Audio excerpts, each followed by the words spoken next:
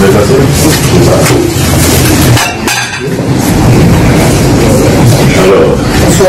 bonsoir.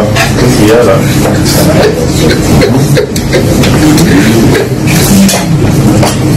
Non, non.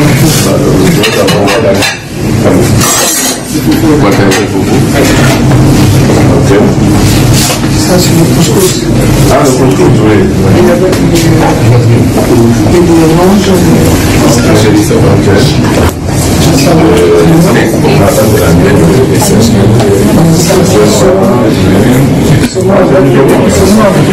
Une grande ambiance ce lundi dans les couloirs du Palais du Peuple à l'occasion de l'opération de dépôt de candidature aux différents postes du bureau définitif du Sénat. Plusieurs candidats ont défilé au cabinet du président du bureau provisoire pour déposer leur dossier. Au milieu des bousculades, le sénateur Modeste Batilou Kwebo, qui accompagnait les élus et non élus de l'AFDCA, s'est pointé le premier. Je suis désigné par ma plateforme, celle qui incarne la légitimité et la légalité, a-t-il déclaré. Mon regroupement politique, qui est devenu une plateforme autonome, m'a investi comme candidat président du bureau du Sénat. Et c'est cet acte que je suis venu poser aujourd'hui en déposant le dossier complet de ma candidature qui comprend non seulement les pièces exigées, mais nous y avons joint également tous les documents officiels de reconnaissance légale pour montrer qu'il n'y a que nous qui incarnons la légitimité et la légalité. Les candidats FCC sont présentés en groupe et à tour de rôle selon le poste. À la présidence, Alexis Ntambwe Mwamba, qui a également rempli le dossier en présence des cadres de sa plateforme. À la première vice-présidence, Évariste Bochab, accompagné de quelques cadres FCC. Ensuite, le sénateur Tibasima, qui brille. Il compte sur son expérience parlementaire. Opération, les candidats FCC ont fait une déclaration commune lue par Némi Mouilagna, coordonnateur du FCC. C'est un ticket d'une force politique bien identifiée comme œuvrant pour l'intérêt de ce pays, comme mettant à l'avant-plan l'intérêt national, conformément à son dicton bien connu, le Congo d'abord. Je suis légaliste, toute l'équipe que je conduis est légaliste. À l'ouverture de la campagne, je vais convier toute la presse nationale et internationale pour lui expliquer à la presse les raisons pour lesquelles nous pouvons espérer raisonnablement que notre ticket va passer. Un autre candidat à la présidence, Eric Makangou, a déposé son dossier. La candidature a été déposée. Je suis candidat indépendant, mais je sais que les sénateurs feront le choix et le bon choix. Et le sénateur Jean-Philibert Mabaya l'a fait également pour le poste de rapporteur. D'autres candidats comme Michel Kanimbo et le révérend Moussaï Sangouma briguent le premier le poste de deuxième vice-président, le second celui de premier vice-président. Le sénateur Sami Badibanga s'est présenté aussi pour postuler à la première vice-présidence. Marie-Josée Kamita Toussona, actuel rapporteur du bureau provisoire, a également déposé son dossier pour briguer le poste de rapporteur adjoint.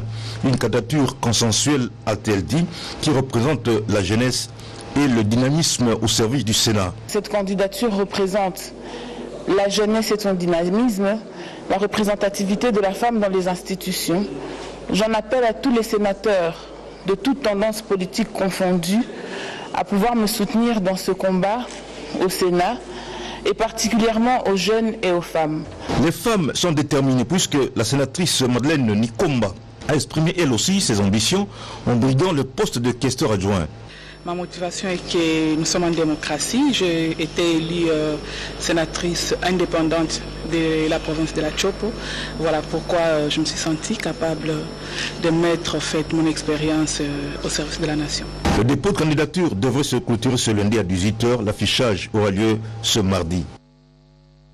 Le ticket FCC des candidats membres du bureau définitif du Sénat est désormais engagé dans la course au perchoir de la Chambre haute du Parlement.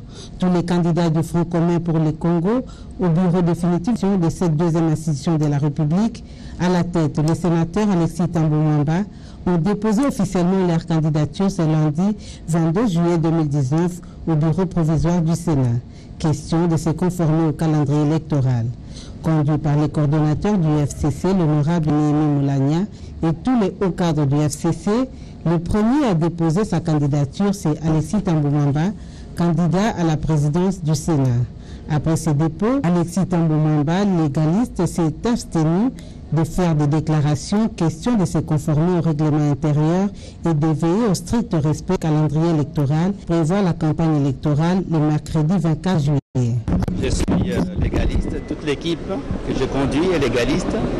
À l'ouverture de la campagne, je vais convier toute la presse nationale et internationale pour expliquer à la presse les raisons pour lesquelles nous pouvons espérer raisonnablement que notre ticket va passer. Toutefois, le souci du sénateur Alexis Tamboumamba est de faire du Sénat un cadre de haute réflexion et une institution de référence pour la cohérence et le bon fonctionnement des institutions de la République. Pour sa part, le coordonnateur du FCC, l'honorable Néhémie Moulania, s'est exprimé en ces termes. Nous sommes heureux naturellement en tant que FCC aujourd'hui de déférer à cette obligation du dépôt des candidatures des membres de notre ticket au bureau du Sénat.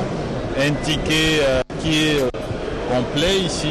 Nous avons notre candidat président du bureau du Sénat, M. Alexis Tamboué, premier vice-président du Sénat, le professeur Bochard, la deuxième vice-président du Sénat, l'honorable John Bassima, rapporteur, le professeur Kaoumba, questeur, l'honorable Roubouye, questeur adjoint, l'honorable Zabalassio qui est là. Certainement que nous serons rejoints par une candidature de l'opposition conformément au règlement intérieur du Sénat. Le plus important évidemment c'est de savoir qu'il vaut mieux donner une responsabilité à une force politique plutôt que de la confier à un individu. Ma vision est que tout Congolais ait accès à tous les soins et services de santé de base dont il a besoin, sans encourir une ruine financière ou économique. C'est dans ce contexte que j'ai nommé un conseiller spécial en charge de la couverture maladie universelle et l'ai chargé explicitement de proposer la marche à suivre pour la matérialisation de cette vision. Dans cette marche vers la couverture sanitaire universelle en RDC, j'ai instruit les services concernés d'avoir un intérêt particulier sur les services et les soins de santé au bénéfice du couple mère-enfant. En effet, la population congolaise est majoritairement jeune et le rapport de genre est en faveur des femmes. Offrir des soins et des services de santé de qualité et efficaces à cette frange de notre population est un investissement pour l'avenir de la RDC et pour son développement futur. À sa descente à l'aéroport de Mbandaka, la présidente de l'Assemblée nationale a été l'objet d'un accueil digne. Le gouverneur de l'Équateur, Bobo Boloko Bolumbu, et l'ensemble de ses administrés font la démonstration mobilisatrice en l'honneur de Mme Janine Mobunda Lioko, leur fille devenue première femme en RDC, élue speaker de la Chambre du Parlement et de surcroît deuxième personnalité de la République. Ce n'est qu'un passage, car sa destination reste le diocèse de Bukungu-Ikela, où elle devra représenter le chef de l'État, Félix Antoine Tshisekedi Tshilombo, à la grande messe d'intronisation de Monseigneur Toussaint Iloukou. Toutes les couches sociales et toutes les couleurs politiques se sont massées dans la joie le long des artères, jusqu'à contraindre l'honorable Janine Mobunda Lioko à parcourir tout droit au lieu du meeting sous la pluie battante. Dans son message, l'élu de Bumba a insisté sur l'émergence sera difficile à atteindre. Sur place, la présidente de l'Assemblée nationale a entrepris d'intenses activités.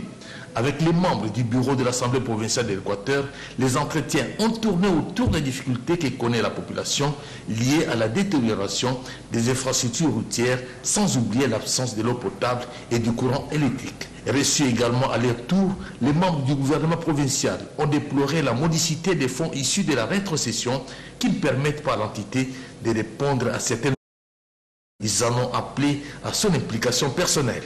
Pour les directeurs de la SNEL Mbandaka, les difficultés sont énormes. Le manque de moyens l'empêche d'étendre ses services sur l'ensemble de la province.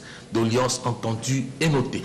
Son bref séjour à Mbandaka lui a permis d'échanger avec les membres de la fédération PPR d'Équateur. Le mémorandum lui remis et reprend les voies et moyens en vue de la bonne marche du parti à la base.